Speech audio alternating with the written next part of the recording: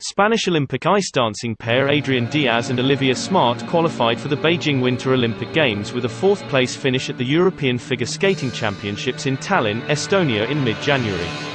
The ice dancing pair, who narrowly missed out on a place at the Winter Games in Pyeongchang in 2018, are now eagerly looking forward to competing in the Olympics. For us, it's been a long time coming because we missed out on the Games 4 years ago. So we've been hungry for this one, and yeah, as soon as it hit us, I think it took us a while to really let it sink into our body, and then after that, it was just an overwhelming feeling. We went to Shanghai for the World Championship, and I think I can speak for both of us that the experience over there was great.